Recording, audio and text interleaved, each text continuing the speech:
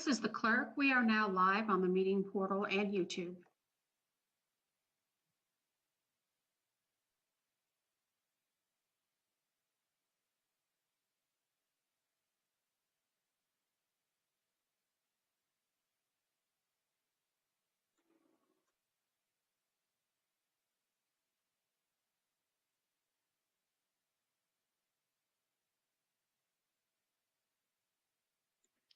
Good morning, Mary Ann. Can we do a mic check, please? Good morning. Mic check. We can hear you. Thanks very much. Thank you.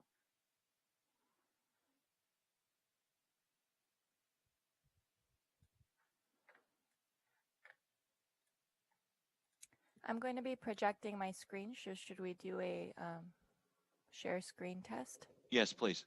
Whenever you're ready.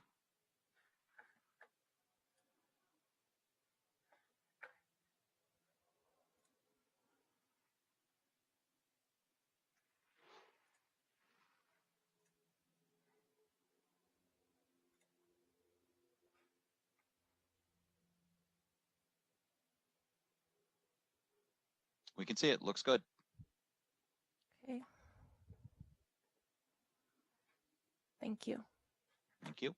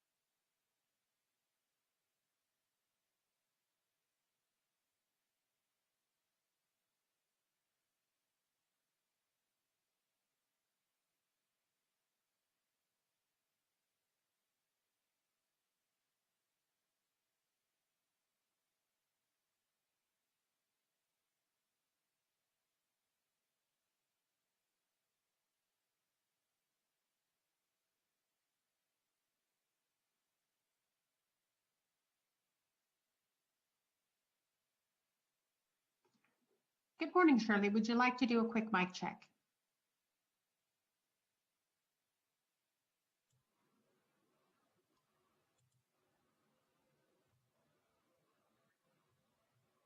Was that me, Peggy? And Okay. no, but Sorry. oh, no worries. Hi, Peggy. This is Shirley. How's the volume? Perfect. Thanks so much. Okay. Too many unmute buttons.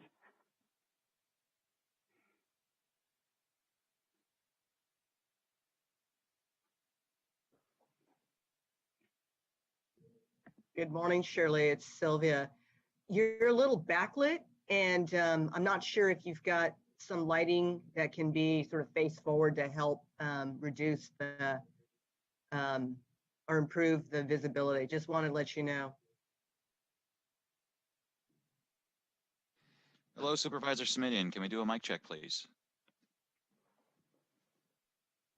You are still muted, sir. Let's try it now. How are you, Dave? Doing well, sir. How are you? Never a dull moment. Thank you very much. Thank you. Tony, can we do a mic check with you, please? Good morning. Good morning. How are you? Doing okay, thank you.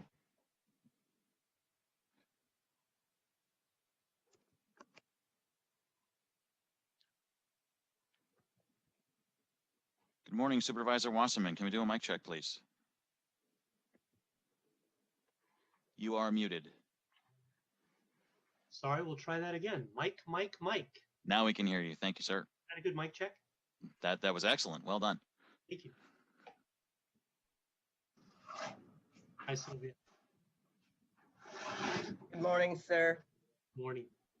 I understand you had an excellent evening meeting the other day. I'm happy to hear that. Oh, yes, airports? Yes. Harry and Eric. Eric did most of the talking. It was excellent. The prep work. Very, very, very pleased with everything about it. The department aims to please, sir. And Harry doesn't even get to hear this unless he comes back to the recording, because it doesn't look like he's on yet. Harry and I had a nice chat afterwards. That's what he said. I'm happy to hear that you were delighted. Yep.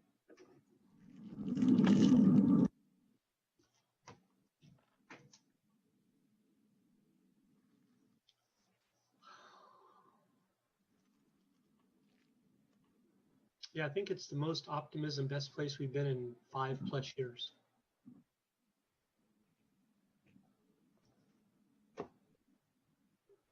I think we'll get improved services and also improve the airport enterprise fund with respect to creating a little bit more stability. Yeah, as long as we jump on what we're supposed to do as the landlords. I don't know if that means guys in orange suits cleaning up weeds. I don't know what it means. Harry talked about the realignment of the taxi portion. As long as we do what we said we were going to do, then it's going to be great. And we're going to have all kind of people coming from Hollister and everywhere else. And that'll benefit the county. That'll benefit the FBO. That'll benefit the pilots. There's no downside to that. We just have to do our part. And we will. Yep, good. We have Supervisor submitting, it looks like. We do. All right, well, it's 10 o'clock, sir. If it's all right with you, why don't we start this meeting? Ready to Thank Good you. morning. Colleen. May we have a roll call? We do. Vice Chairperson Simidian, here. Chairperson Wasserman. Also here. Thank you very much. Item number 2 is public comment for anybody wishing to speak about anything not on today's agenda. Do any of you have anyone in the room that you're in that wishes to speak? Seeing and hearing none. Madam Clerk, do Supervisor, we have anybody apologies. on, oops, I'm sorry, Madam Clerk, do we have anybody on our Zoom that wishes to speak? We do. We have one speaker, Scott Thank you. Largent. Thank you. He may have 3 minutes.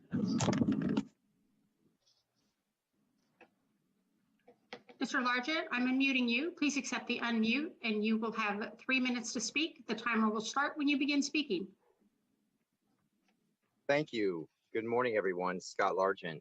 Good I've been morning. working a lot on my upcoming case at the Hall of Justice for utilizing sound amplified devices, so a little megaphone.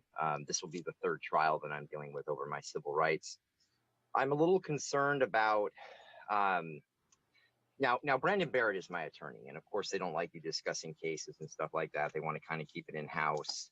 It's not that I think he's part of the scam. It's just that I do not believe I can get the representation that I should have constitutionally when it comes to what's been happening to me. I'm worried that he's not going to subpoena his boss, Sylvia Perez McDonald, which gave me shady legal advice and basically set me up in civil court.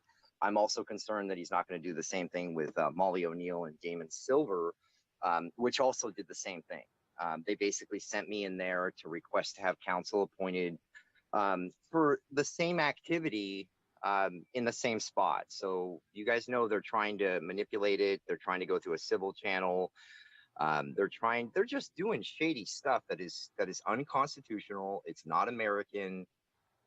And I come here to try to get you people just to do something. Now, I understand there's not a lot of power you have with the courts, but you're supposed to be healing administrators. You're supposed to be people that get out there and say, hey, this is just wrong. People have the right to speak up.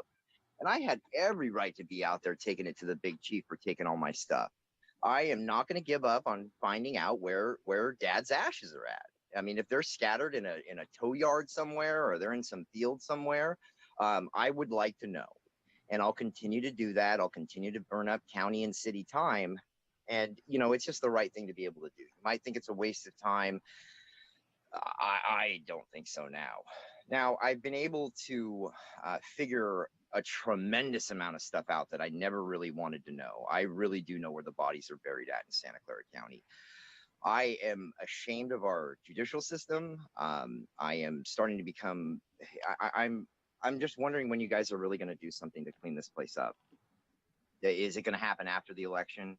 I'm not political, but I am very, very concerned about our current political leaders, not only in local government, state government, and federal government.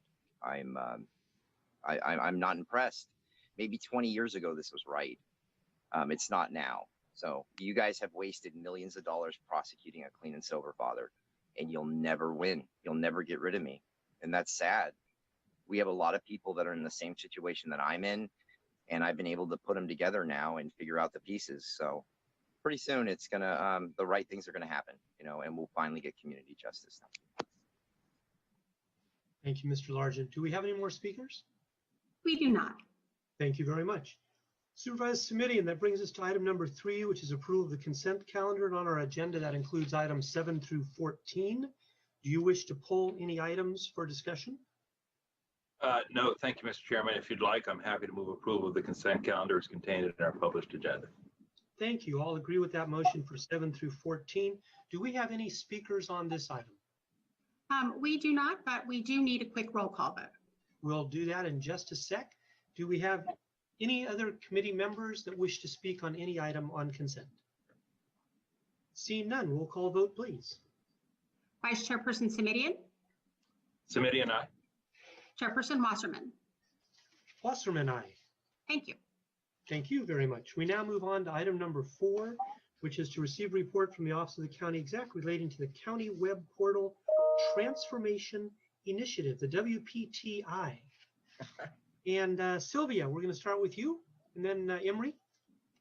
Good morning, Sylvia Gallegos, Deputy County Executive, and I am here on behalf of Emra Kabai, our Acting Chief Information Officer, and I'm here in my capacity as the executive sponsor for this public web portal transformation process, and I'm very excited about it. And one of my duties is to elevate people's awareness with respect to this very significant transformation, because it will be significant and it's gotten very little attention thus far. And before I introduce Shirley Henry, who's our project manager and has a brief presentation, I wanted to underscore sort of 3 top line messages. Number 1, This will enhance our ability for our web strategy, which is digital first. And that's important for a couple of reasons. Number one, as we're downsizing our organization, this gives us the ability to sort of automate some functions that can be, and then redeploy staff to processes that where humans add value to the interaction. So that I think is really important. And secondly, as you all know, we're in the midst of a COVID pandemic, and to the extent we can make it easier for people to access our services and have fewer interactions with humans, that's all to the good. So digital first is one of our significant web strategies.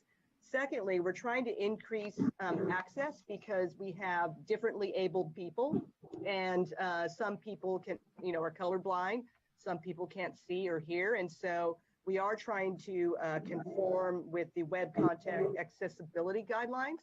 And I just want you to know there's going to be some tension around that. I'm a proponent of creating a rich, dynamic experience, and that tends to be in conflict with accessibility. So we're actually going to have a meeting on that soon to figure out where we can find the right balance. And then lastly, this gives us the opportunity to improve our digital identity and presence. Any of you know, if you're on social media like Twitter, a dynamic, rich presence is the way to go when you're competing for everyone's attention. And this gives us an opportunity to achieve that. This is going to be happening in parallel, that work. And so you won't see initially when we're about to launch on the new platform, this new digital presence, but you'll see that later on in 2021. So with that, with those three big top line messages, I wanted to turn it over to Shirley Henry, who will be making a presentation. Thank you. Thank you. And I want to give a shout out to our Acting Chief Information Officer, Imra, who helped me out previously with a tech situation that I had.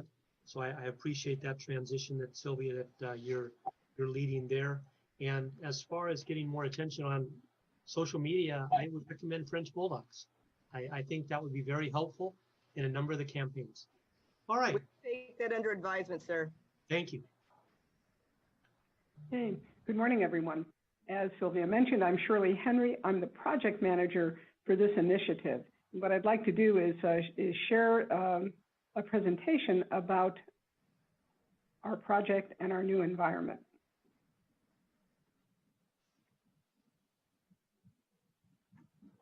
Please let me know if you can see. Yes, we can. Okay, thank you very much.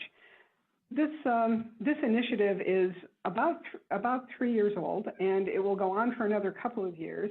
And it all has to do with our public web portal. SCC.gov,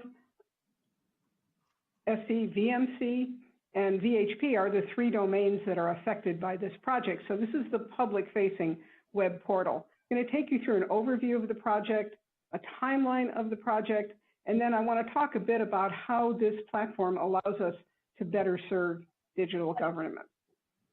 So I'd like to introduce you to SCC.gov, our public web portal. This is our homepage. We host more than 100 public-facing websites, over 6,000 pages of content, thousands of links, and we also are the front end to 30 or more online services. We're mission critical in that this is the gateway through which people access, for example, the tax payment system. And for quite a long time, we've been hovering at about 2 million page views per month from about 300,000 unique visitors. Shirley, I'm sorry, did you say 2 million? Yes. Sorry, did I misstate that? Sorry, 2 million. Did you say you said we're getting 2 million views a month? Yes, that was before COVID.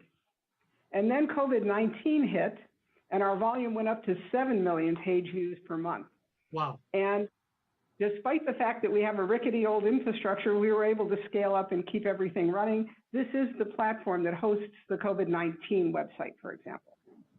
Okay, so what's going on with this project?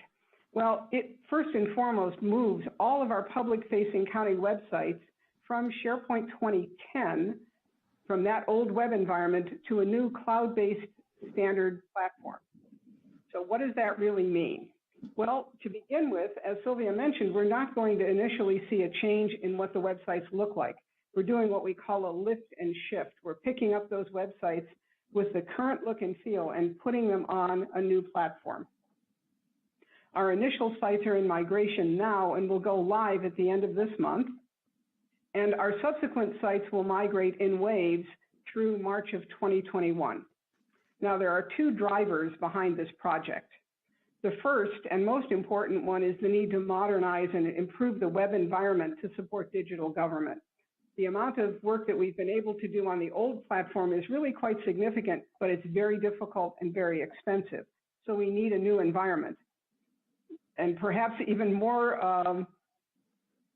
important as a driver is that our basic software platform, SharePoint 2010, goes out of support on April 13th, 2021. So we have to get off the new platform before that product goes out of end of service. We have resources from 2 vendors, TSS, and agency and departmental personnel. We literally have hundreds involved in this project. We're really very pleased with both the departmental support and the executive support that we have for the project. Our key milestones, then, the short-in ones. Our platform went into testing on September 1st, including live performance tests that prove we can handle our larger web volume. Our initial sites are going to go live October 31st. Okay, so what's the timeline look like? I mentioned this is a long project, and it has more than one phase. The first phase is this lift and shift to the new platform, and it runs along this timeline, so all of our sites should be safely moved before the end of support date hits out here.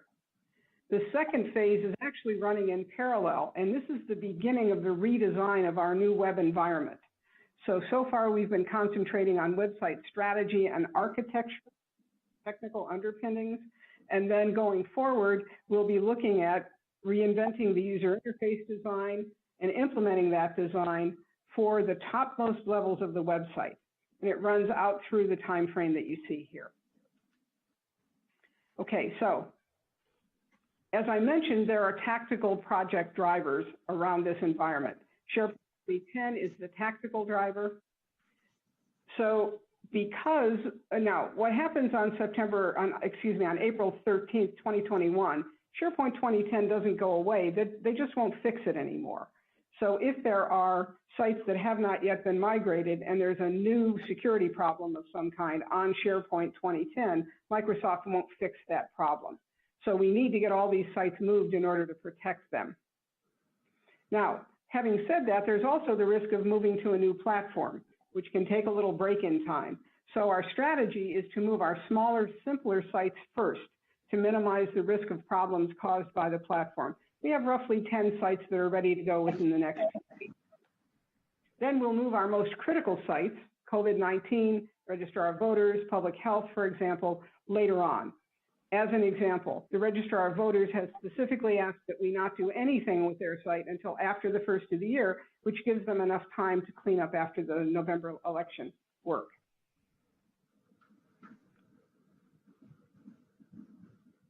Not sure my presentation seems to be frozen. Yep. All right, please continue. Oh. Yeah, let me see if I can get back in. Maybe we can find somebody in technology that's. Yeah, someone who knows what they're doing here. Are you still seeing my screen? Yes, we are. We see your cursor moving around the slides. Okay, terrific. So our tactical. Are you seeing the same? Okay, fine. So our tactical driver is the end of life on this underlying platform. Our strategic project driver, as I said before, is the need to modernize and improve our environment for digital government. And here's how that evolution goes. Today's platform is over on the left. And the way you want to think about it is that these blue boxes represent resources that we currently use. So we have an operations support entity. We have SharePoint 2010 in-house. We have dozens of servers. We have all kinds of resources being expended to keep that environment up to date and online. We also have a technical resource that's largely involved inside TSS in content creation because our current platform is difficult to use. We also have a little bit of time in our TSS environment to do development work where we develop new web applications. Then at this layer above, we have some departments that have a sophisticated staff that can do content creation themselves, and we're providing through this infrastructure a small number of digital services serving a relatively small number of digital users. This project reworks this architecture from the ground up. The first thing we do is move the entire environment to the cloud, so we don't have to maintain and manage the machines and the network that supports our web environment. This will result in a significant decrease in operational costs internally. Although the hosting looks expensive on this product, the cost of hosting this environment is less than 3 full-time technical people, and we have way more than that amount of effort going on over here. Okay. In addition, the new environment is easier to use. So there'll be much less content creation done by our technical people. We'll be able to push that role up to our departments, and we have much more bandwidth for internal development to develop new web services. In addition, our current product is proprietary, which means that we couldn't move on that platform any faster than Microsoft was willing to let us go. In this new environment, Drupal is an open source environment that has literally hundreds of thousands of programmers involved in this open source environment. So we have not only our own resources and the ability to change the platform, which we can't do in today's world, we also have access to a whole bunch of work that's already been done on the outside. Literally, if somebody invents a new technology that's useful on the web, it will show up here first because somebody will integrate it first. And if we want something that no one has integrated, we can integrate it and then share it back to the community. Okay? So this gives us a basic environment to have content creation done by our departments and to expand our digital services so that we're doing many more of the things that we do face-to-face in an online environment. Okay, are there any questions? Supervisor Smitty, any questions? No questions, but I do have some comments. Okay, good enough. Let me just check if we have any speakers on this item. Madam Clerk? We do not. Okay, thank you very much. Supervisor Smitty, would you like to make your comments now or have Well, Shirley finish the presentation? Apologies. We do have one person just raise their hand. Okay, if it's all right with you, Supervisor Smitty, we'll hear the one person and then come back to your comments. Of course. Thank you. All righty, 2 minutes, please, for the speaker. Our next speaker is B. Beekman. I'm unmuting you. Please accept the unmute and you will have 2 minutes to speak. The timer will start when you begin speaking. Hi, Blair Beekman here. Thank you very much for noticing I raised my hand. I only have a cell phone. I was on another part of my cell phone. I had to run over to, this, when you announced, you're going to take public speaking. And so I ran over as quick as I could, and I was a little late. You caught that and you allowed me to speak at this time. Thank you. I just wanted to quickly offer that having an accessible portal to the public is a really important concept, and good luck on how you will work on this issue.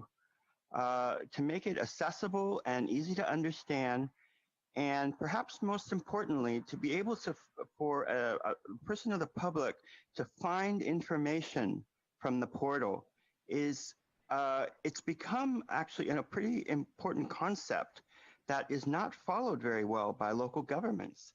They have developed their informational, to find information from their systems. It's become very opaque and it's become very difficult, basically, just to find simple information.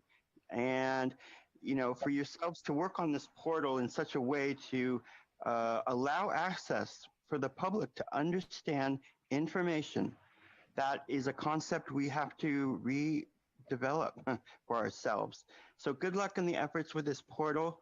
I wanted to thank, as the ideas of accessibility, the VTA is currently working on ideas of like their motion process. When they speak of when they vote on a motion, they speak of the motion right before they approve it to give clarity to what exactly they'll be voting on.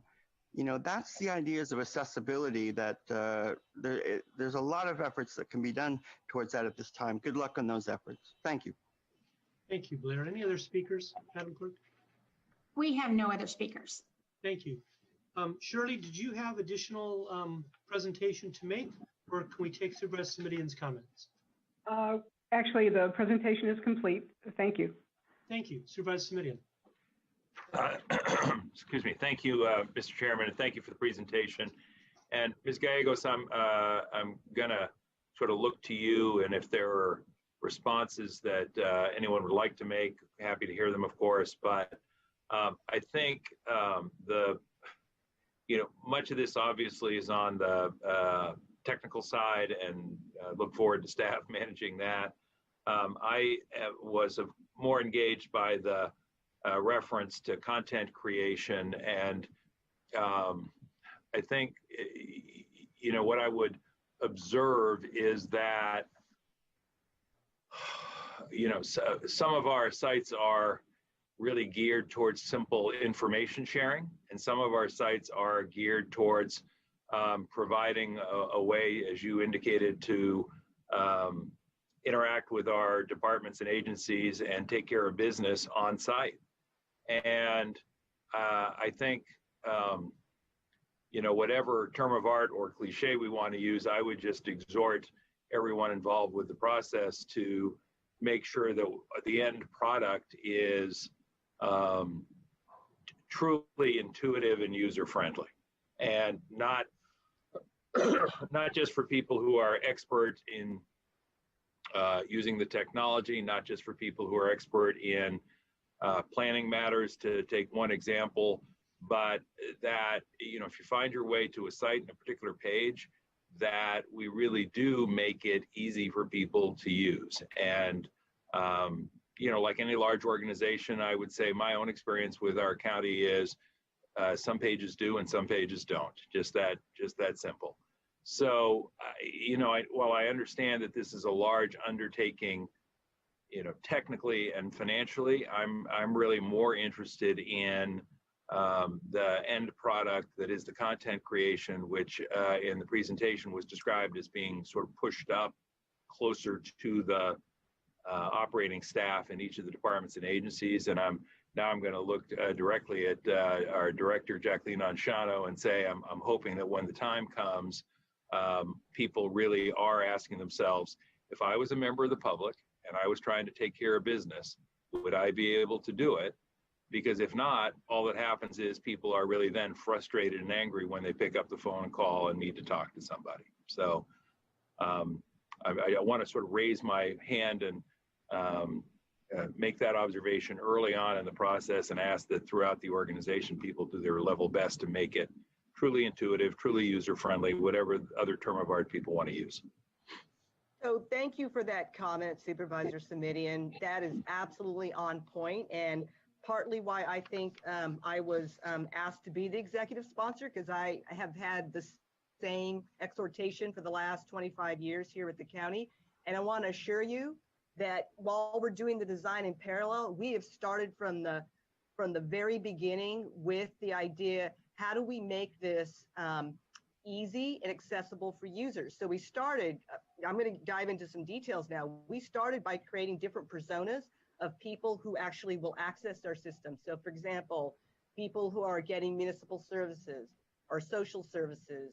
And so we started with creating these personas, and then literally the idea then is to weave that into all of our thinking going forward, because that is one of our goals. It should be intuitive, it should be easy, it should be as few steps as possible. But what we find is that how I think something is intuitive to navigate isn't how someone else. And so literally we're going to go into sort of user testing to sort of validate, is this how people access services and how they intuitively think how to navigate a website. So I want to assure you, I'm leading two different teams. One is the steering committee, but the other is the design work group. And that very issue is central to our thinking in terms of the design of the website. Thank you. I appreciate that. And I want to reassure you, I'll be checking in with you again on this set of topics. Look forward to the conversation. Thank you. I like the smile on both your faces. Good, good. Thank you very much. Very good questions. And Shirley, I just want to say That's 7 million views a month divided by 30, 233,000 views a day, which is 9,700 views every hour, 24 hours a day. That is amazing. Absolutely amazing. I love numbers, and that's a fact I'm going to share. I'm speaking to the Rotary Club in a couple of days, and that is absolutely amazing what our system is handling now, and you're going to make it so much better. Thank you very, very much. Yes, Sylvia. So I'm going to take a moment to acknowledge TSS because it is quite an extraordinary achievement to be able to handle that volume increase on really end of life sort of platform. And I say this because government never gets credit for when the crash doesn't happen. We only get faulted when things go awry. So I want to take this moment to publicly acknowledge the fantastic team at TSS. And they're doing it in all sort of fronts to be able to ramp up very quickly to handle that extraordinary volume of traffic without having it fail. Incredible team effort. Absolutely phenomenal job. And the percentage increase over what we were doing and what we are doing now, and with the system we have in place, kudos, thank you, congratulations, appreciate all that. Supervisor Simitian, this item number 4 was to receive report, does not need a vote. And do you wish to make any formal motion regarding any action you asked for? No, thank you. I think just for the record, Mr. Chairman, I'm happy to move approval of the recommended action just so it's in the minutes if you would like. Fine, I'll second that. And Peggy, if we could have a roll call? Vice Chairperson Simitian. Aye. Chairperson Wasserman. Also aye. Thank you very much. And thank you, Shirley and Sylvia, and please thank the entire team. Really wonderful. Item number 5 is to receive report from the Office of the County Executive and Department of Planning and Development relating to Stanford University. And we will turn to Jacqueline, I would assume, to start that off. And Jacqueline, just before you do, looks like Harry may be on now. Harry, if you can hear me.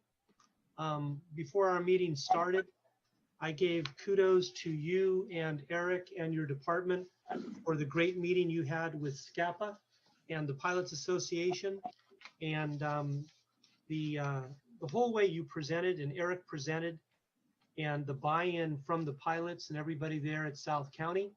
You did an absolutely super job. It is the best atmosphere and environment and feeling that I have seen in my 9+ years here as the District 1 supervisor. And to have the public there praising what you've accomplished rather than us trying to sell something was just phenomenal. Thank you very much, Harry and Eric and everybody involved. Thank you, Jacqueline. Please continue. Yes, good morning. Jacqueline Anshano, Director of Planning and Development. We are here before you today to give you an update on the development of the Stanford University Community Plan updates. Today, presenting, we will have Jeff Bradley, Marianne Nickus from M Group, Rob Eastwood is available, Manir Santir Charu Aliwal is also available regarding this presentation. Elizabeth Pianka, our county counsel, is out on vacation this week, so she is not present at this meeting. So with that, I would like to turn the presentation over to Jeff Bradley, who has a PowerPoint presentation and will walk the committee through the updates that we are currently working on. Thank you very much. Thank you, Director Anshano. Thank you, Chair Wasserman and Vice Chair Simitian. Pleasure to be here this morning. Welcome. My name is Jeff Bradley with Metropolitan Planning Group, Project Manager for the Stanford University Community Plan Update.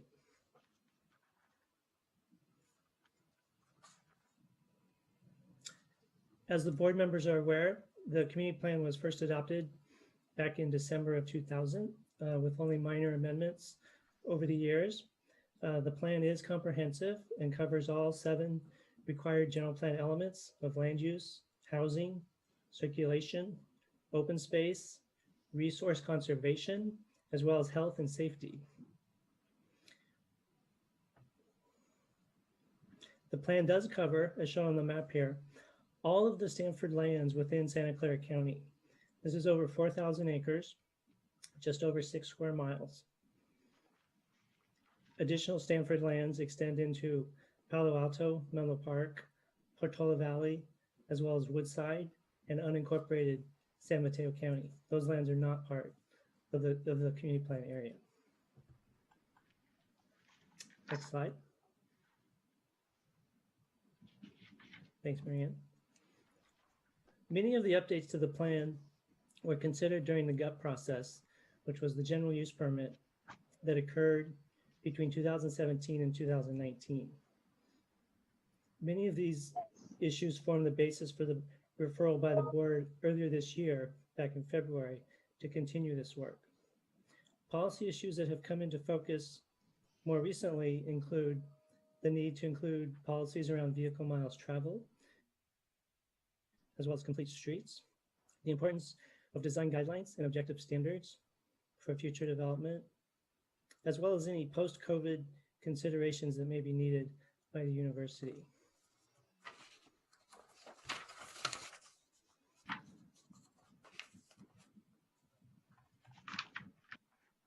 We're currently in full swing with the community engagement part of the process right now. We're checking in with the community resources group. We're at all of their regular meetings. We've convened, thank you. We've convened several stakeholder groups and have more to come. We've sent out public notices to all of the surrounding public agencies, as well as provided the required tribal notifications. Next slide. In late August, we launched a project-specific website that is not quite seeing the numbers from your previous item. We have about 60 signups for the email subscription service for folks who like to receive regular updates, as well as several hundred unique visitors. But we're hoping to grow that. So please visit stanfordcommunityplanupdate.org. Thank you. The next slide. I'm now going to summarize the two stakeholder meetings that we've recently completed. Back in September, we met with a good cross-section of students representing undergraduates, graduates, as well as postdoctoral.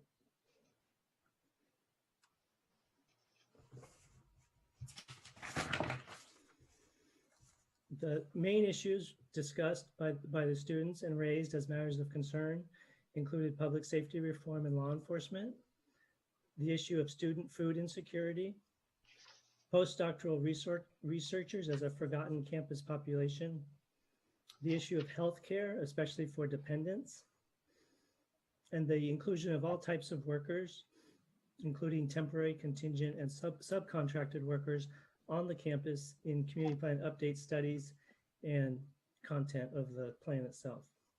Also mentioned was the concern about the availability and accuracy of campus data that would be available to the county.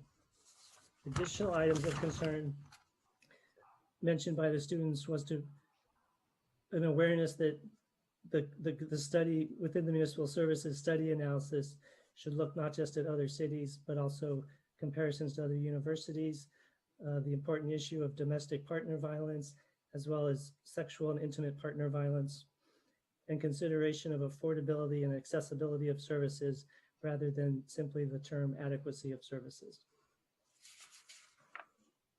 Next, we met with the environmental groups who convened under the Conservation Council banner. So we're able to meet with many groups on October 1st in one stakeholder meeting, representing a variety of environmental groups within the area. The main issues of concern and discussion by the environmental groups were policies regarding the academic growth boundary, questions around the draft community plan chapter language from the 2008 general use permit process, and if this would be the starting point of drafting current update policies, protection of oak trees on campus, not just those in the open space, as well as bird safe design, protection of wetlands, and the concept of reduction of commuting and construction on campus through limitation of both students and employees on campus within the community plan.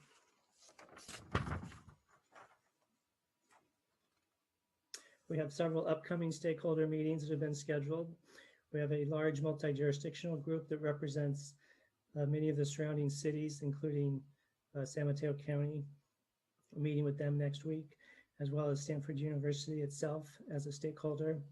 And then additionally, we've recently scheduled a meeting with the stakeholder group known as the leaseholders, which is the residents, homeowners within the San Juan residential area on campus.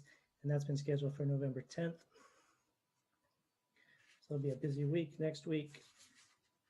And future stakeholder meetings include the school districts and PTAs, off-campus neighborhood groups, historical interest groups, as well as other government agencies not included in the multi-jurisdictional group. Those are to be scheduled. In terms of overall project schedule, we had our kickoff back in April. We're committed to finishing this project no more than 2 years from that date. We're currently heavy into the active community engagement mode and finalizing scopes of work and lining up contracts for the special studies. Next year, we'll focus on drafting the plan with an early 2022 target date for consideration before both the Planning Commission and board for adoption.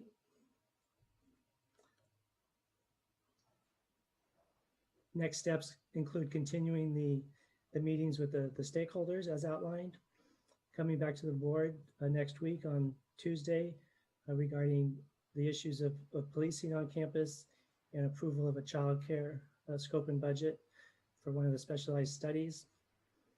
We will do an update with the Planning Commission on November 19th to next month to give them an early awareness of what's going on with this project and how they can engage, and then also be kicking off the special studies. That concludes my overview. Thank and you, Jeff. just wanted to be available for questions and comments, and we have the whole project team here. Thank you.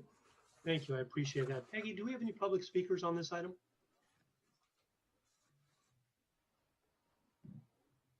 One moment, we have one speaker, but the number's going up. All righty. Supervisor Smitty, okay with you if we hear from speakers first? We have 4 speakers at this time. Thank you. Let's hear the 4 speakers, and they will have 2 minutes each. Our first speaker is Caleb Zerger. Zerger, I'm unmuting you. Please accept the unmute and you will have 2 minutes to speak. The timer will start when you begin speaking.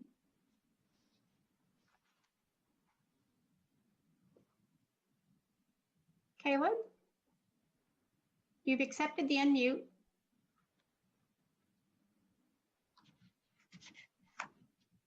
Caleb, you've accepted the unmute. You can begin. He seems to be having a technical difficulty, so we will go to the next speaker. Sounds good. Mesa, I'm unmuting you. Please accept the unmute and you will have 2 minutes to speak. The timer will start when you begin speaking. Hi, my name is Nessa Armstrong. I am a graduate student worker at Stanford University and a member of Stanford Solidarity Network. And I'm reading a testimony from another anonymous graduate student. My first year, I was offered 8 hours of work per week as part of my PhD with the promise that there'd be more work, but that never came through. As a result, I was highly food insecure. I went to seminars just for food, asked undergrads for dining hall swipes, asked friends for food from their events, and offered to put on events for Stanford so that I could take home the leftovers. This greatly restricted the nutrient content of my food. I noticed that the medical school cafe was serving up food at the end of each week, so I asked if I could have it. They said that they weren't allowed to, but that they could lay it out by the side of the dumpster and that I could come by and get it then. I have a fruit picker so that I could obtain fruit from the trees around Stanford's campus. A faculty member offered to take up a collection at his church to buy food for me. Needless to say, my time spent thinking about food is time not spent on my work or my education. Not having that basic need met makes everything more difficult. It is hard to see how Stanford spends hundreds of millions of dollars on new buildings for me to work in, but won't pay a wage or provide the food to support that endeavor or me. Thank you. Thank you. Our next speaker is Alexa Russo. I'm unmuting you. Please accept the unmute and you will have 2 minutes to speak. The timer will start when you begin speaking. Hi, supervisors. This is Alexa. I am, as many of you know, a graduate student at Stanford University and part of the Stanford Solidarity Network. I wish first to thank Jeff Bradley for all the amazing work that he has been putting in, along with Mary Ann, on the municipal services studies. And so really, he did an amazing job summarizing a lot of the feedback that we gave. So again, thank you so much for that. I just wanted to amplify a couple of points just to make it clear, since some of this is in our written submissions and some it is not. And particularly, I just wanted to address the question of the framing of the municipal services, just the kind of reach of the study right now. And as Jeff actually mentioned as well, it's framed in a very much as a comparison study rather than an assessment. And I think that's concerning, especially because the comparison that it suggests is with neighboring municipalities. Stanford is clearly unique, a very different sort of constituency when compared to Palo Alto, let's say. And so the needs municipal services wise of Palo Alto versus Stanford is quite different. So assessment would be a useful kind of framework, and also comparison with universities outside and not just municipalities. And I would like to say that the childcare study does a lot of this already, and I think a lot of our input is already within the childcare kind of parameters. It'd be interesting to kind of make sure that the framework, which also childcare also includes affordability and questions of accessibility, that's really important for municipal services as well. Last point I want to make is the question of discrepancies across students. That's incredibly important as well, and just within populations, because that's where you're going to see the problems. So thank you very much for your time. Thank you. Our next speaker is Forrest. I'm unmuting you. Please accept the unmute and you will have 2 minutes to speak. The timer will start when you begin speaking. Hello, my name is Forrest Peterson. I am now a postdoc at Stanford University. Previously, I've spoken as a graduate student worker. I'm speaking on my lunch break because I'm also a county employee currently. So I'm speaking on behalf of the Stanford Student Parent Alliance. And first, I'd like to talk about childcare. So childcare on campus is effectively non-existent for graduate student workers. Even Bing School, the one center that remains, I've heard could be shut down and most likely has been defunded, and due to the pandemic can't raise funds. There's other childcare centers on campus, but they're privately operated, and they're more like vendors, although they have a great reputation that could easily change if another vendor wins the bid or moves in. And so those childcare centers have lower paid, non-unionized workforce, in that creates issues with the living standards of even the workers at those centers. So I'd just like to make the staff aware of that that's working on the childcare study. And then last, I'd like to give a big thank you on food security. That's the work by Second Harvest to provide food to all of the campus has alleviated what you could call the trapped suffering of, in particular, the international students with children who really had minimal outlets for public services, and watching students trying to grow to feed their children is no longer a situation. I saw a mother the other day come back 4 times to the food bank to pick up bags of frozen chicken, and she was going to her neighbor's house asking them to put the chicken in their freezer for her. But she was so happy, and I saw her telling her husband when I saw him come by, and that was something that really meant something. Thank you. Thank you. Our next speaker is B. Beekman. I'm unmuting you. Please accept the unmute and you will have 2 minutes to speak. The timer will start when you begin speaking. Hi, thank you for this item. You've been working on it for a long time now, and just thank you for your work and efforts. I've been interested in how you have to, in previous meetings, you were talking about how you have to not only compare Stanford University at this time to Palo Alto, Mountain View, and other areas around the university, but you're also considering possibly the ideas of how to compare yourselves to, say, the the college campuses of UCLA and UC Davis as two different ideas to also compare yourselves with. I hope you involve those studies that you talked about openly in public meetings in the past months. And thank you overall for the comparative efforts. How you do have to also look at municipalities themselves at this time. And to conclude, I was impressed that you in all the references you have to consider. You offered the ideas of subcontractors and their place in your considerations. In all the work of Stanford University of better policing within the university, to ask for an end of oil practices, these kind of studies that you're offering can offer future ideas of how the university can address the subcontractor process better. And that could possibly create good examples for the rest of the community, the communities of the South Bay in the future as well. So I'm interested in how you're talking about the issue, and it's interesting subject matter. Good luck in your efforts and what we can all do. Thank you. The next speaker is Shawnee. I'm unmuting you. Please accept the unmute and you will have 2 minutes to speak. The timer will start when you begin speaking. Thank you, supervisors. This is Shani Kleinhaus from Santa Clara Valley Audubon Society. We want to thank staff for coming to ask us about what we most care about and for bringing to your attention bird safe design again, as well as the concern for oak trees on campus. There was a presentation just this week from Jasper Ridge that showed that over the last 10 or 20 years, there's a huge decline in bird diversity, even in the more open space and protected areas of Jasper Ridge. They're doing a long-term study and they show a steep decline in diversity of birds, which is not really surprising given climate change. However, it shows us that everything matters. And so the oaks on campus, the water on campus, the wetlands are important, and bird safe design is important because we need to look everywhere and not only at the protected areas that are in decline as well.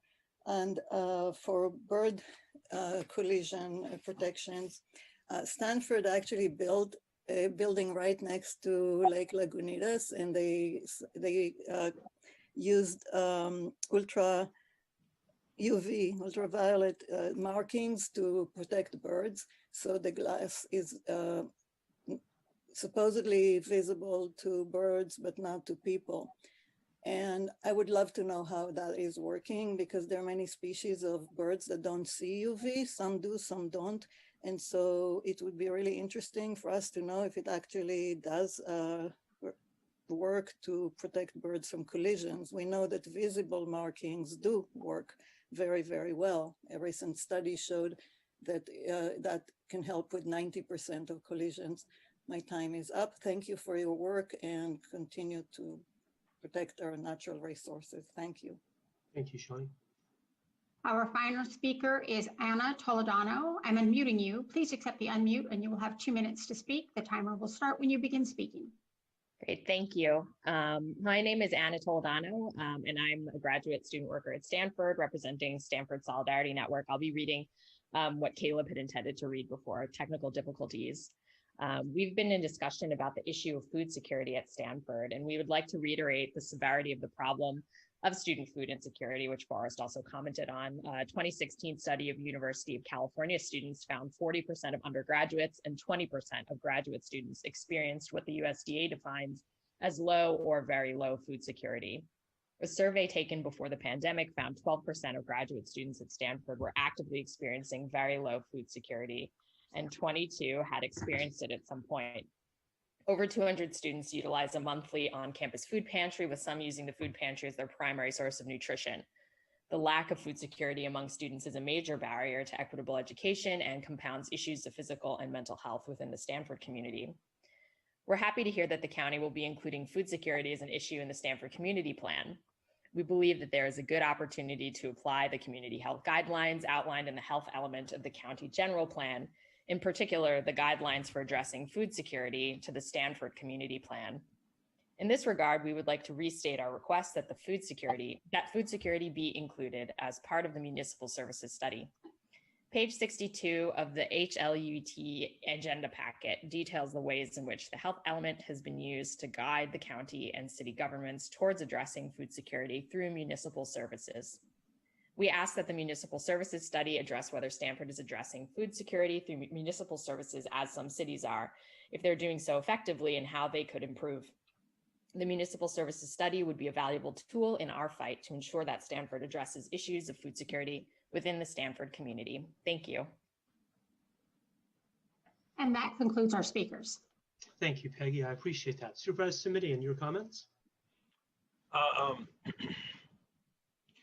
Forgive me, Mr. Chairman, they may be a little bit scattered just because we've got a number of documents and a number of issues here. And so I may be what about this thing and what about thating a little bit as we go through this exercise. Let me start with Mr. Bradley and add my thanks for his work with our department on this effort and his team. Let me just ask a couple of questions, some of which may lead to requests.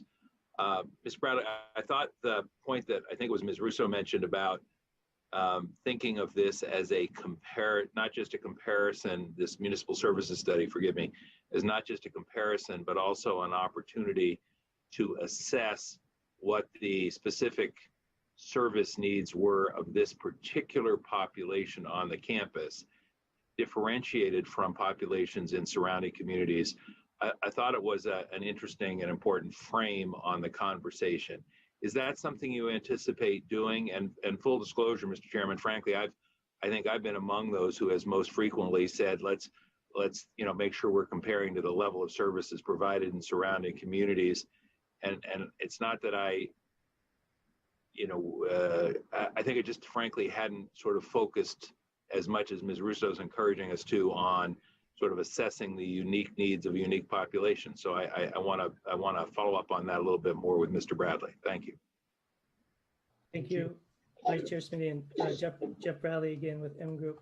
The municipal services study does start off as a basis, as a framework, as a municipal service comparison between the university and the surrounding jurisdictions.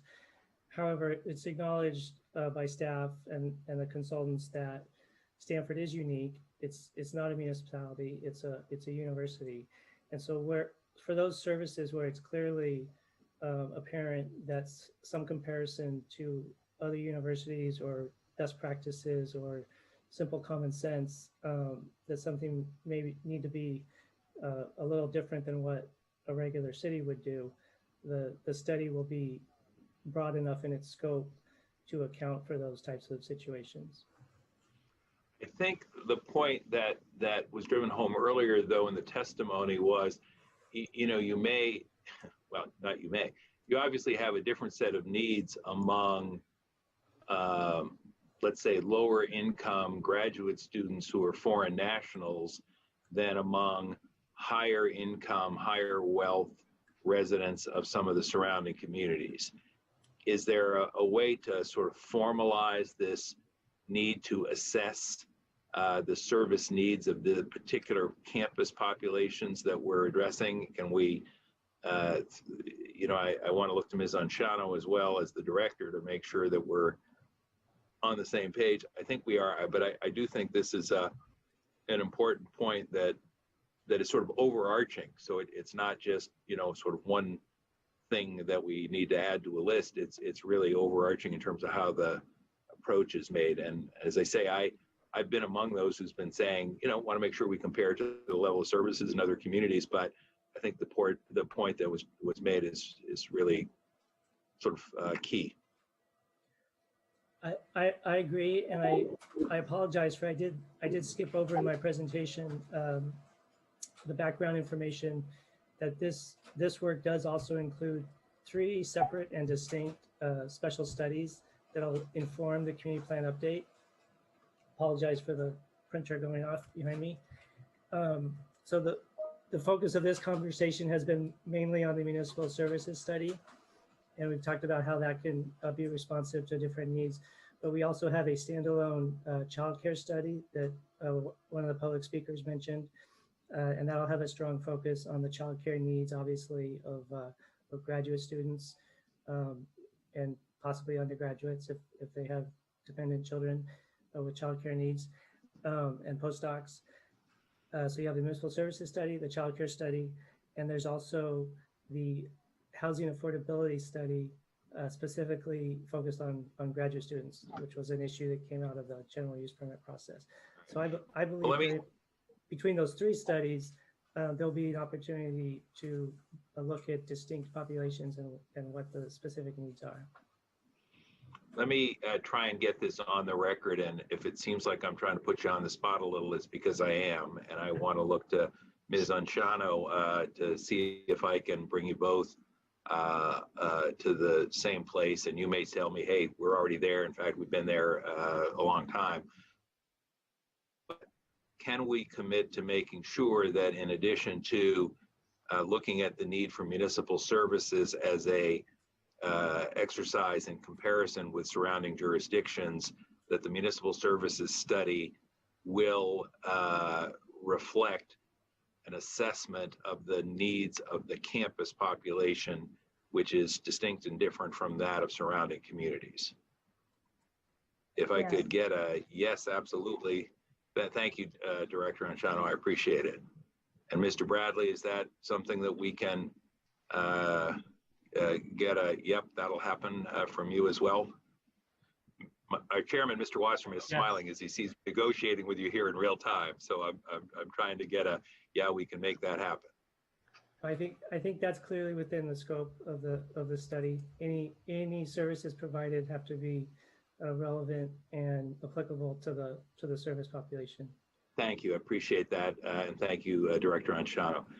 Mr. Bradley, I think also, one of the things that becomes apparent as you think about the challenging nature of the municipal services study is that the 4,000 acres that are within the Stanford Community Plan are can be described in many ways depending on your perception. You can say, well, it's a university campus, fair enough. It's also an unincorporated community, as you have referenced earlier. And like any community, it's got a very mixed set of populations in terms of their experience, their needs, and so I do think it will be helpful and important to sort of articulate those different populations or subgroups in a way that helps lend clarity to the nature of the municipal services study and the needs that people have. And so Mr. Wasserman will recall when we were having hearings about the GUP, we heard from undergraduates, their set of issues might or might not be different from those of graduate students or postdocs or employees. So there's a range of populations here, and I think, forgive my virtual PowerPoint, but delineating in a bullet-pointed way who some of these different subpopulations are of campus residents will be important in making sure that we've thought about what may be, if not unique, at least distinct sets of issues, concerns, and needs from one part of the population to the other. I do gather, and I just want to make sure that I understood correctly, that food security has now been folded into the sort of list of issues you anticipate addressing? Correct. Thank you. I think that's a point well made. On the issue of signups, I know it's relatively early still. I also know that the natural inclination is to pay attention only when a date is looming. But I think if we could ask you to work with my office and any other, obviously, but certainly with my office in terms of upping that number of 60 signups for folks who'd like to receive emails. I struggle though it may be, I think we're always better off when people are informed and engaged earlier in the process rather than at the 12th hour. And I think that's the best bet. Now, let's see if I can make you smile. Has anybody talked about whether or not the issue of incorporation or annexation will be part of now? Well, I made you grimace anyway. That's incorporation or annexation will be part of this conversation? No. Let me look to Director Anshano. If we're gonna revisit the 1985 tri-party land use agreement between and among the university and the city of Palo Alto and the county of Santa Clara, I think some discussion of that that set of issues around incorporation and annexation needs to be confronted. And I know that's a huge topic and probably a little bit daunting, maybe even scary. But the foundation of that tri-party agreement is clearly rests on the notion that the 4,000 acres will remain unincorporated, and therefore there's a need for services to be provided and for revenues to be distributed according to the agreement. And I think having this discussion without confronting the elephant in the room, which is the issue of incorporation and annexation, is to miss a larger issue. So I know, Ms. Bradley, I don't want to scare you too much here. I know that you have not been retained to do an annexation or incorporation study, but I do think we need to have some conversation about that along the way, because one of the conclusions might be, looking at this information, that the governance model that has served us well over the decades no longer does. I don't want anybody to misconstrue my raising the issue. I genuinely do not have a position on that subject. If I did, I'd share it with you. You know, I'm not reticent about that, but I just think it looms out there as an unasked and certainly unanswered question, which is, okay, is this a model that still works as the campus and the campus population grows ever larger? I'll just let it go at that for now. Looking to Ms. Anshano and to you, Mr. Bradley, and to Ms. Gallegos, who I believe is still on the line.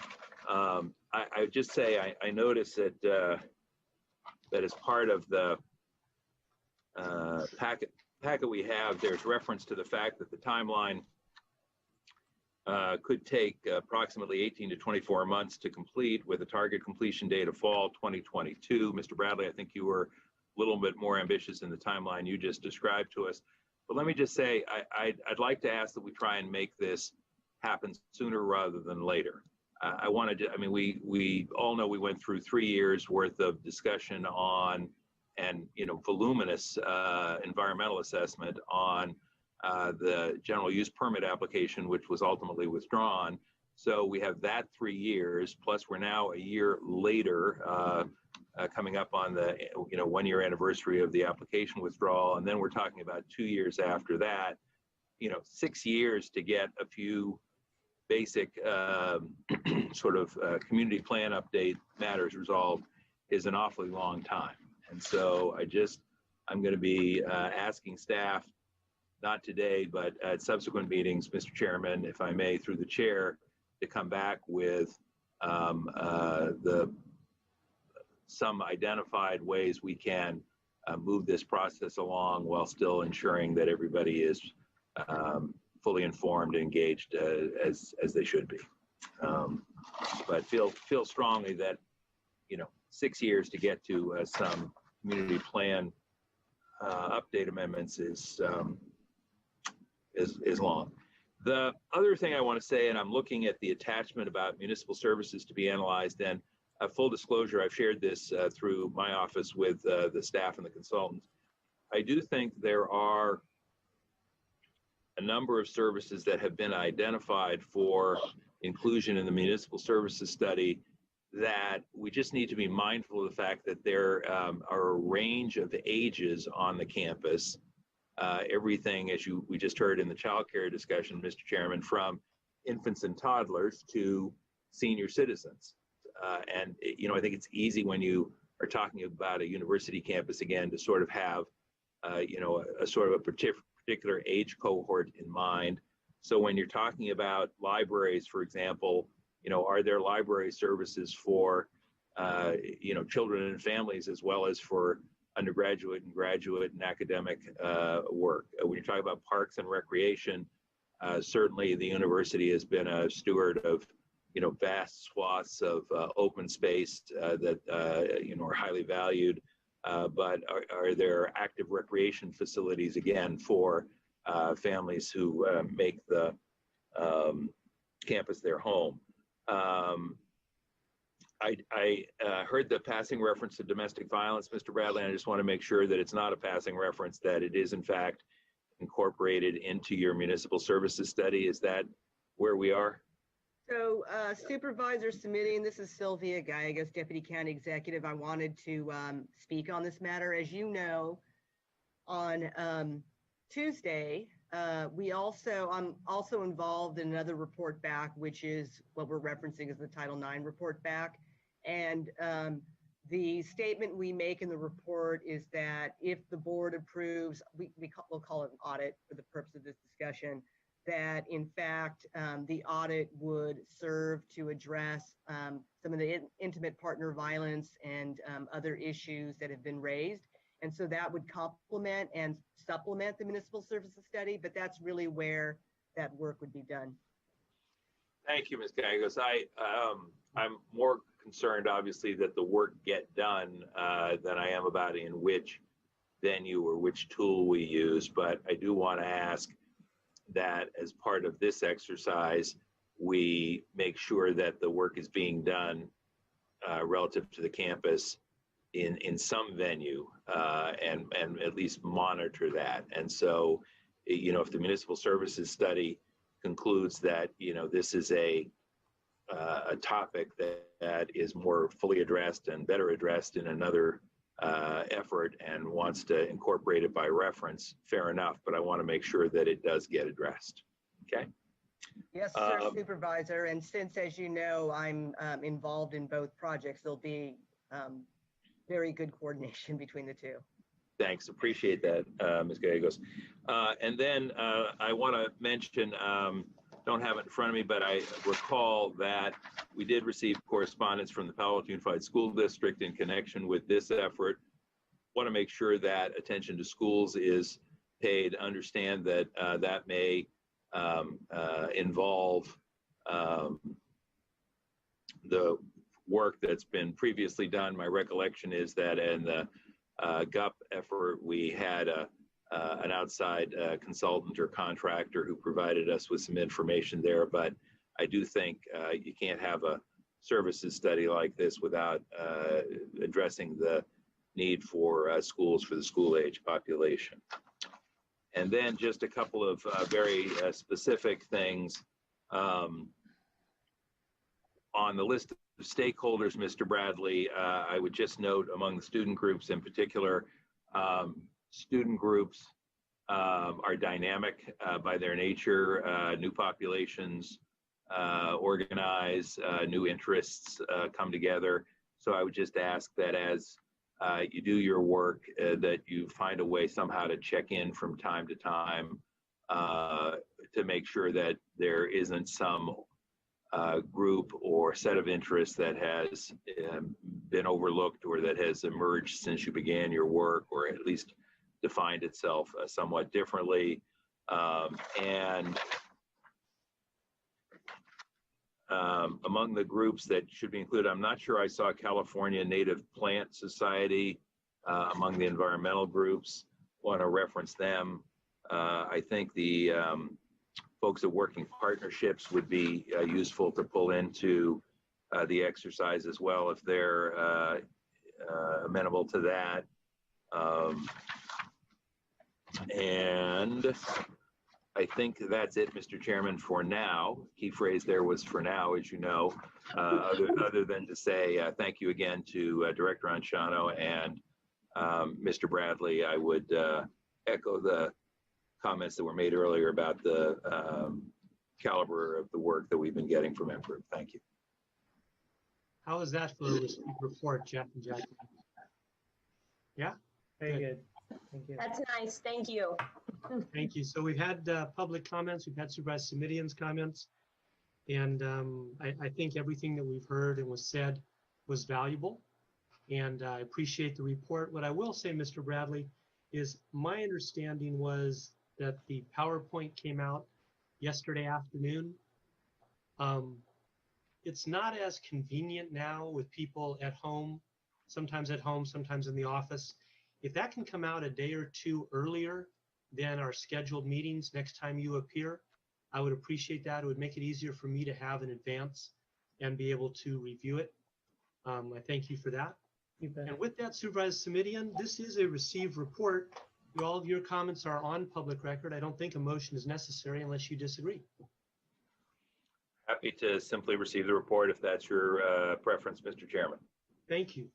That is my preference, and we'll move on to item number 6, which is also Jacqueline heading it up. Receiving a report from the Department of Planning and Development relating to the regional housing needs allocation and housing element update process, which is getting more interesting by the minute. Yes, thank you. Go ahead. Sorry. Yes, this is getting more interesting by the minute is an understatement. Yep. We have with us today Rob Eastwood, who is going to present on this item. Rob, are you available? Yes, I'm here. Can you hear me? Yes, we can. Okay. Rob is our planning division manager. He's been working diligently on this issue of our arena and the assigned number, and the methodology that has been used. So with that, I'll turn it over to Rob. Thank you. And Rob, before you start, I just want to say thank you for the briefing that you sent out and the PowerPoint that you sent out. I think the summary was excellent, and I appreciate the PowerPoint. Thank you. Okay, excellent. I do have a few slides to walk through this. As mentioned, this is a fast evolving issue. It's going to be pretty easy to identify the problem. Working on the solution has been a little hard, and that continues to evolve. But let me try and crystallize this and present it as succinctly and clearly as I can to the both of you. So again, Rob Eastwood, Planning Manager, Department of Planning and Development. Originally, this report was just to update the Hewlett Committee on our prep work for the housing element. As I'll highlight, we've gotten some recent information on our arena allocation that's sort of taken over the conversation, and I'll go through that. So again, we just want to update you on what's happening with RENA because the stakes are pretty high with respect to the initial RENA we're getting and the implications of it, and then just a little time spent on sort of what we've been doing so far to prepare for a housing element update as that cycle is coming around. So the executive summary is this, is that the RENA distribution methodology that the ABAG Executive Board is considering tonight, they have a meeting at 6 o'clock, by adopting that methodology or moving it forward, it results in a RENA for the county unincorporated area that goes up dramatically. And that's about 1,400% versus our previous RENA. That's a significant increase. The implications of that in general are not just try to do better, but with new housing element laws in effect, we would have to take actions that might be in conflict with our regional growth policies or resource conservation policies.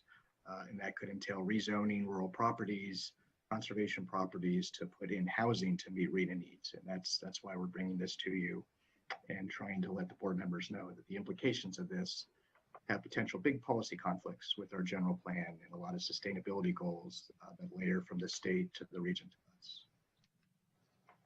us. Just to set the table of why this is issue, and I think both Supervisor Smitty and Wasserman know this, but just a refresher. So most of our unincorporated area is rural. At our JS staff relook at the data, about 99% of everything on our jurisdiction does not have a sewer system, does not have a municipal water system, is out in rural areas, on-site wastewater systems, and that's designed as such. And we designate those areas resource conservation areas. So we're very clear in our general plan that designated for low scale rural communities, but generally for open space, habitat, agricultural preservation. Those are the designation of our rural areas. And our general plan is very clear. If you want to do urban development, you do that in the urban areas and you do that in cities. It's been our regional growth policies. So again, 99% of our land in the rural area. We have some urban unincorporated areas. Most of those are big pockets in the city of San Jose. And our policies are that we have no long-term plans for those areas. We strongly encourage they get annexed into the cities. So we don't have a general plan designation. If a major development project comes around in those areas, they're required to petition to annex to the city. So usually when say a big housing project comes along, it annexes into the respective city. The exception to both of those policies is the item you just heard before, which is Stanford University. So it is urban and it is for the land use agreement that goes back to 1985. Currently under an agreement between us, Stanford and Palo Alto, designated to stay in the county unincorporated area. That's pretty much the three-pronged makeup of our jurisdiction. Just to give the Hewlett Committee a snapshot of so what have we done to date for housing? How much do we produce? Why is this an issue? So looked back at the past housing elements in our RENA designations so far. For the past housing cycles, we had 1,400 units. This goes back to 2004. It went down to 1,000 units, and then our last RENA was very low. And again, most of that anticipates either would development happen at Stanford and required housing with that. At one point, NASA Ames, which is a federal facility, but in the unincorporated area, was talking about some development, and that RENA would come into play. But mostly the makeup has been second units, farm worker housing, and again, about 40 new homes a year, which of course is not in the lower income categories, but comes in as housing stock. Generally been ahead each and every time of our RENA. This time around, we had one sort of big exception where we had a huge influx of housing. It is sort of a once in a 20-year event. The EV housing project at Stanford resulted in about 2,600 units, and that pushed our housing stock way up. But again, that's very abnormal. Normally, we only are producing housing associated with some rural development and ADUs, and that's sort of an exception to the rule. Based on that, we try to estimate, well, how much could we produce? And we want to do our fair share. As both of you know, the county has put tremendous resources into financing housing production through Measure A, looking at even county properties for housing production. But again, within our unincorporated areas, hey, what capacity do we have? And the county has taken a lead to the board to adopt inclusionary housing ordinances, linkage fees, requiring the housing production happen. Based on the item we just discussed, and you'll remember through the 2018 GUP, when Stanford was proposing 3.5 million in new square footage, we had recommended to the board that Stanford build 2,100 units to meet that demand in housing associated with that growth. So knowing that, and also knowing that we are working with San Jose on these big unincorporated pockets that just don't seem to annex, and can we put more units into those pockets? We've estimated over the next cycle, we could produce up to about 2,000 units. That's just an initial estimation. The RENA that we're getting now, if the ABAG Executive Board adopts this methodology, is double that. So that's about 4,137 units. So again, our snapshot evaluation is that we just don't have the capacity in our small and unincorporated areas, and even the aggressive housing strategy we have at Stanford, to build 4,000 units without having to look at our rural areas. So what are the ramifications? I know some feedback I got when I was briefing folks is like, well, most people don't meet the RENA. It happens all the time. Maybe that just means we don't get some funding. Well, the laws have gotten stricter. The state has adopted new legislation that requires we actively identify a plan for and zone for housing sites. And then now there's ramifications. If you don't meet your RENA allocation, preemptive housing can occur in your jurisdiction. So some of the big ramifications of this are, number one, If this type of RENA at this number is adopted, we likely would have to look at rural areas. That's our initial assessment, and rezone those. Again, as I mentioned, that's in basic conflict with our growth principles and designating rural areas for resource conservation, as we just don't have the capacity and jurisdiction in our urban areas. And so again, that's a big policy conflict with both our general plan and I just say state plans and even ABAG plans on designating priority conservation areas. Number two, if we fail to meet our RENA, there's SB 35 you most might be aware of. That does mandate that if a project comes in a jurisdiction that doesn't meet the RENA, can be ministerial approved for a housing project. If you're aware of the Valco project over in Cupertino, that's a classic SB 35 case where because Cupertino was behind, that came in as a streamlined ministerial project. So again, we might have to rezone rural lands and preemptive ministerial housing would come in that doesn't have that discretionary oversight from the county. And then finally, we might be ineligible for funding should we go to the state for funding by not meeting our RENA. How'd we get here? Just a quick snapshot. So overall, the housing needs have gone up. The ABAG allocation overall was this time from HCD, the Housing Community Development, to ABAG. Our regional COG was 441, roughly 1,000 units. That's about 130% increase. How we got to this point is ABAG designates what's called a regional methodology committee. They take that large amount of 441 units and they look at factors on how to distribute that throughout the whole Bay Area. And that used a committee that was assembled last year, just finished their work recently, and they look at factors such as proximity to jobs, transit, reducing GHG, fair housing, putting housing areas where there hasn't been housing, and looking at all those different dials and sort of how you distribute out that housing throughout the region. In addition, ABAG's preparing what's called Plan Bay Area 2050. This is the Sustainable Community Strategy. It projects growth and has strategies on how growth will meet greenhouse gas reduction requirements that are mandated by the state.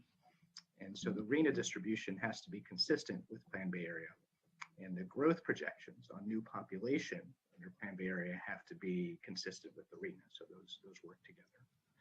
After that year process, the Regional Methodology Committee adopted what's called Option 8A, and that's what's going to the Executive Board tonight. And it focuses on high opportunity emphasis in job proximity, and it uses a 2050 projected household level under ABAG. And that's what's resulting in the RENA that's coming out, and honestly, the unintended consequence of a lot of RENA going up in unincorporated areas. Just walk through that.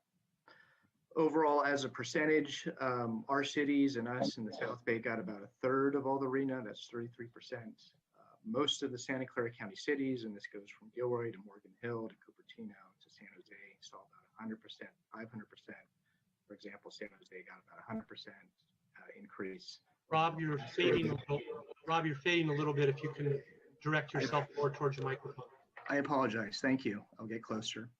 Cupertino saw about a 500% increase in the RENA. But out of this RENA methodology, the big increase is happening in all the Bay Area unincorporated areas. So that's the 9 different counties in the Bay Area. And a lot of the unincorporated areas are going up. And in talking to ABAG staff and those participating, unpacking that, some of the drivers have been, number one, that some of the population growth strategies have projected there might be more population growth on the edge areas around the cities that go into unincorporated areas, number one. And number two, there was a big emphasis on high opportunity areas to put housing in. And these are areas where there's higher income overall, there's better schools, there's better access to services and resources. And again, some of our edge areas and rural areas do have those factors. So that has resulted in more RENA going out in some of these rural areas. Okay, so disseminating the issue, we wanted to talk to you a little bit about what are the potential solutions. So tonight at the ABAG Executive Board, They are meeting to decide to accept and move on to a public comment period that proposed distribution methodology. And again, an approach would be to give feedback to the ABA Executive Board on these policy conflicts. And again, it's not just a conflict with our general plan. Again, we see policy conflicts with the Plan Bay Area plans themselves that try and push growth into urban areas near transit and set aside rural areas for conservation, priority conservation areas. And by pushing growth into the rural areas, we really do see a conflict, again, not just with our general plan, but with the Plan Bay Area objectives of reducing greenhouse gases and VMT. And so be giving feedback to that board tonight. Number two, when we identified this issue with the ABAG staff, their immediate response was, well, one approach you could take is talk to the other cities in Santa Clara County and see if you can come to an agreement where that RHNA would come out of the rural areas and go back into the urban areas. And if you get to an agreement between the cities and the county, we'll accept that and we'll present that to HCV. And they had some methodologies around that said, well, if you took the RHNA associated with the areas in the sphere of influence, which are the rural areas outside the urban areas, you could direct that into the cities, or if you take RHNA in the urban unincorporated areas, you could direct that in the cities. And correspondingly, our RHNA would go down by about half or down to 600 units. We've looked at that. There's some questions on the methodology we're still looking at. We've had some initial conversations with the planning staff from a couple cities, San Jose, Palo Alto, Gilroy, and Morgan Hill. So far, the San Jose staff has been supportive, and as mentioned, the council would be supportive of this. It's been a little less so with some of the other jurisdictions. We haven't got sort of a warm approach yet. I know a lot of the jurisdictions are reacting in general to getting a lot of RHNA, so asking them to accept more is a bit of a hard uphill battle ahead of us. So that's another approach. So with that, I have one or two more slides. I was going to go ahead and pause. Again, this is an issue which is very easy to identify the problem. Getting to the solution has been harder. I know, just to update the HELIC committee for tonight, we did reach out and contact some resource conservation partners, the open space districts. I think some environmental groups are aware. There's been some letters written into the ABAG executive board. I do know Supervisor Chavez is the designee to the ABAG executive board. I believe I heard she will be there tonight, and her office has been briefed on this issue. I plan on being in the meeting and also just speaking under public comment to the conflict that is arising. But again, before I move on with the rest of the presentation, which is mostly on sort of going forward schedule and just some updates on the housing element, wanted to pause and see if the HELIC committee had feedback or questions on the content. Thank you. And situation so far. Supervisor Simidian, he only has 2 pages left. Are you fine with him finishing the 2 pages? I think that makes sense, Mr. Chairman. Thank you. Thank you. Okay, will do. Overall schedule is before you. Again, the ABAG is targeted to adopt the RHNA by the end of this year. Again, if they put it out for public comment after October 15th, they will bring it back and adopt it by December. After that, there's a year of formal RHNA distribution to jurisdictions. There's an opportunity for an appeal, and so that's another option that might be ahead for the county to appeal our RHNA if this isn't sorted out. And then after that, once it's finally adopted, we're off into updating our housing element to meet the RHNA requirements. And then just a quick update. Most of this was on the RHNA issue, but I did want to let the HELIC committee know we're putting huge upfront investments into getting ready for the housing element and looking at strategies to increase housing production. We applied for and received a SB2 grant from the state, and that's going to fund a study of urban unincorporated areas, kind of identifying parcels for more housing development in those areas, and also looks at all our county-owned lands, which are throughout the both unincorporated area and incorporated areas, and identifies where there's no service needs or needs for the county, are there parcels that could be used for housing production. Right now, we're looking at applying for another grant. This is up to $300,000 for a LEAP grant, and that might be used for improving our road standards, parking standards to streamline housing development, perhaps some enhancements to our software system to streamline how we review housing projects. And then just updating the Hewlett Committee, the county's been a part of what's called a planning collaborative for about a year now. And that's an MOU between us and the Cities Association on using a shared housing consultant that advises all the jurisdictions on housing strategies to update their housing elements and look at shared housing issues. With that, I'll close up and be available for questions.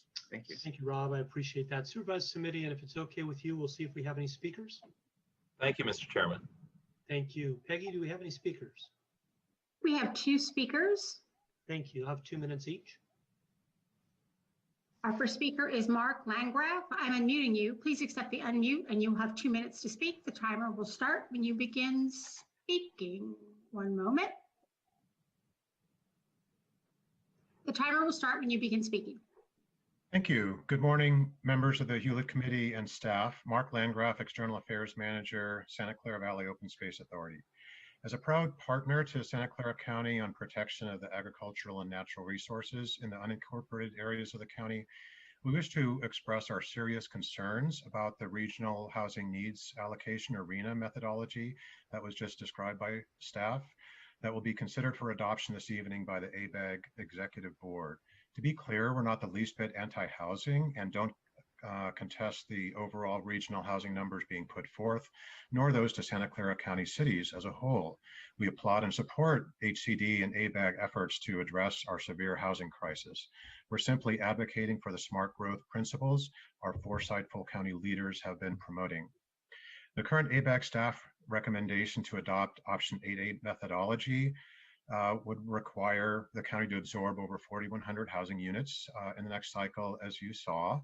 And to accommodate this steep increase in the unincorporated areas would induce significant sprawl, which is counter not only to the county's general plan direction of resource protection outside of urbanized cities, but also counter to Plan Bay Area's foundational objective of reducing greenhouse gases by focusing housing near jobs and transit, which is at the core of the sustainable community strategies put into statute in SB 375 in 2009. The proposed RHNA methodology, by inducing sprawl, would also place communities in harm's way by expanding the wildland-urban interface, exposing them to areas at greater risk of wildfire. It would also place housing more proximate to state and regionally identified wildlife corridors and reduce the amount of farmland, thereby work against the county-adopted Santa Clara Valley Agricultural Plan. For these reasons, we are very concerned about the methodology and will request revision to the methodology to eliminate or at least greatly reduce these sprawl-inducing allocations. Thank you very much for your time. Our next speaker is B. Beekman. I'm unmuting you. Please accept the unmute and you will have 2 minutes to speak. The timer will start when you begin speaking. Hi, thank you. Thank you for this sober report. It was helpful. To try to speak a few words to what Supervisor Wasserman first mentioned, back in August in San Jose, to work out the general plan ideas, they ran into a bit of a snag about how to talk about their future of housing.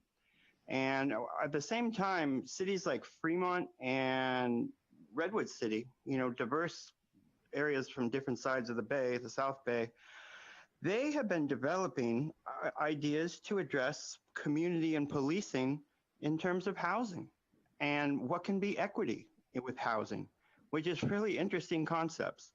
So, they're working really hard right now. They presented their ideas to the public in the past week or so. So I think that's the excitement that Supervisor Wasserman is talking about and what is possible at this time. I've been trying to talk in public meetings and the VTA meetings in the South Bay that before COVID hit, we were talking pretty openly about ideas of very low income and extremely low income and mixed income ideas. I mean, really, a wide range of mixed income ideas, how to address the future of affordable housing. How can we talk about those subjects more openly and build for those concepts? It takes a lot of effort to do that, and we're just making our first steps to do that at this time, and that's where the excitement may be. So good luck in how you can address these things and how we're going to talk about these things in a post-COVID world. And I know that the federal agency has developed, the HUD has developed some interesting ideas for homeless housing issues in Santa Clara County that I hope can be respected, I suppose, after the election time. And good luck in all our work. Thank you. Thank you, Blair. The next and final speaker is Alice Kaufman. I'm unmuting you. Please accept the unmute and you will have 2 minutes to speak. The timer will start when you begin speaking. Hi, thank you very much. Good morning, supervisors. Thank you for hearing my comments. I just wanted to add on to what Mark Landgraf said. Totally agree with all the points that he made, but I also want to emphasize the fact that one of the things that we're talking about, the impact of of these RENA allocations is on the farmland. Which I know is an important priority for the county. We've, the ag plan, the ag preservation plan was very recently adopted. And one of the biggest problems with the continuing viability of farmland in the Santa Clara Valley is encroaching development and the problems that when you get into the conflict between farming activities and people and businesses being located so closely nearby. So this is a real threat to the continuance of the agricultural economy in Santa Clara County. And the other thing that I want to point out, I think that you were all CC'd on the email where we submitted the joint letter from the environmental groups to the ABEC Executive Board, which mentioned this as well as Coyote Valley. Again, as Mark said, we're not just talking about the principles of good land use planning, which are extremely important. We want to have our future growth focused in the infill areas, not on our open space. But in particular, Coyote Valley would be extremely impacted by this policy. And as we know, that is one of the most important wildlife corridors in the area. And blocking that off could have serious ramifications for the entire population of mountain lions in the Santa Cruz Mountains, which are part of a population that was recently listed as candidate status with the state, or potentially listing as endangered or threatened. So this is about wildlife as well. Anyway, thank you for addressing this. I certainly agree. Hope that a fix can be found that will avert sprawl and preserve our open space. Thanks. To the chair, we have one additional raised hand. Would you like to take it? Yes, please. The next speaker is Shawnee. I'm unmuting you. Please accept the unmute and you will have 2 minutes to speak. The timer will start when you begin speaking. Thank you, supervisors. I thank Mark Landgraf and Alice Kaufman for saying most of what I wanted to say, and I will only add that just on October 7th, Governor Newsom signed an executive order focused on protecting our biodiversity and natural working lands. That includes agricultural and grazing lands and other types of working lands and waters. And it establishes strategies to protect 30% of our water and lands by 2030. Seems like somebody lost their way in this ABAG directive, in that they used a methodology that actually completely contradicts this and other smart growth strategies that have been implemented and trying to implement anyway in our county. So this is a really big issue for us, and thank you for paying attention to it. And that concludes the speakers. Thank you, Peggy. Well done. Vice Chair Simidian, why don't you kick us off? Thank you, Mr. Chairman. Let me ask Mr. Eastwood if he can elaborate a little, if he has more information about development plans, residential development plans in the NASA Ames part of the county. This is a topic that it comes up from time to time, but I never quite feel like I've wrapped my arms around what is or isn't happening and have a clear sense of what the future holds. Do you have more clarity or certainty about this than I do? If so, I'd love to have you share it. Supervisor Simidian, your assessment is basically the same as mine. So it's, I think, going on 15 years now, we've heard NASA Ames is interested in housing, wants to produce housing. As you know, it's a federal facility. It's not subject to our jurisdiction. It's sort of a one-off. We'd get the RENA, but we, again, have no development control over what they do. And we counted it in a previous RENA, and that never happened. I've just heard recently they might be interested again, and again, that's the extent I've heard. Well, I'm trying to bite my tongue here on some observations about the RENA process, but if there is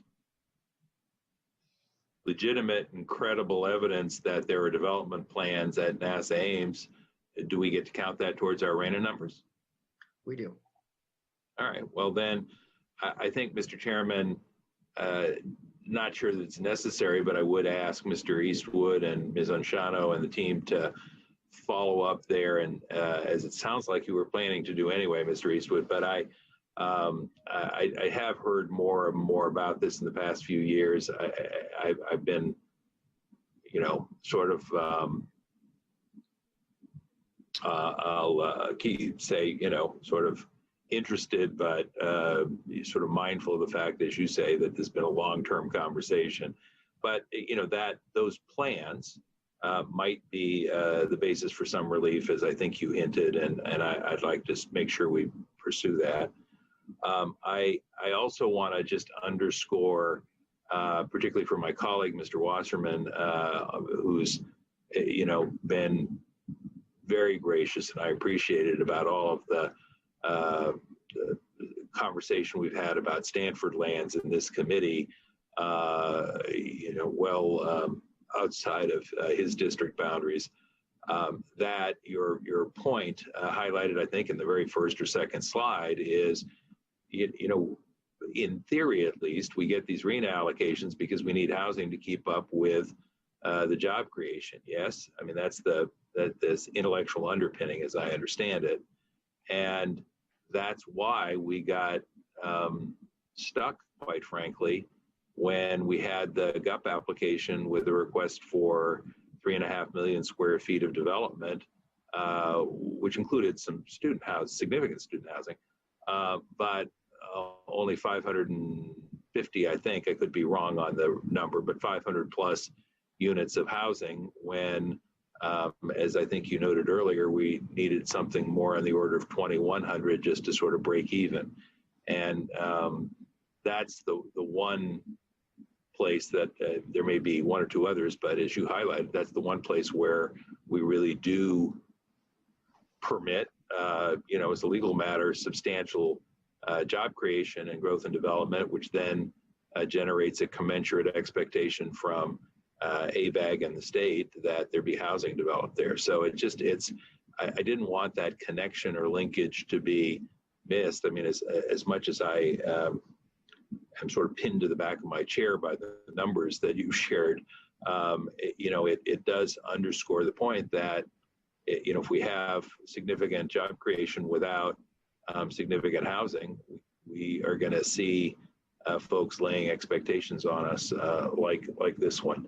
Just a couple of comments, Mr. Chairman, because we haven't had this conversation in my recollection, at least recently, with the staff, and I just sort of want the staff to understand where board members are, and obviously I'm only one, but I thought Ms. Kleinhaus had the Understatement of the Week award winner when she said it seems like somebody lost their way. That to me encapsulated the entire discussion, and I have been perhaps unusual in this regard as an elected official. I've been a longtime housing advocate and a longtime skeptic of the RENA process. And my own view is that RENA produces a lot of paper and a lot of tension, but not that much housing, quite frankly. That's why, as someone who's been a longtime housing advocate, I was nonetheless skeptical of some of the state measures that surfaced during the past couple of years, because my view was that the state had been telling us for not just years, but decades that RENA was going to solve the problem. And rather clearly it hasn't. And it made me skeptical then that the next round of state generated, quote, housing solutions, end quote, made me skeptical that they were going to really provide the kind of housing generation that we needed to solve the problem. I don't think that means we can throw our hands up and deny the problem or avoid our responsibility to come to grips with it. But as I say, after decades of RENA, here we are with what is a widely acknowledged shortfall of housing. So call me a skeptic, a housing advocate, and a RENA skeptic. That's how I would summarize my view on this. And to some extent, unfortunately, this is more an exercise in legal compliance than it is in housing generation, which sort of underscores the point I'm trying to make with this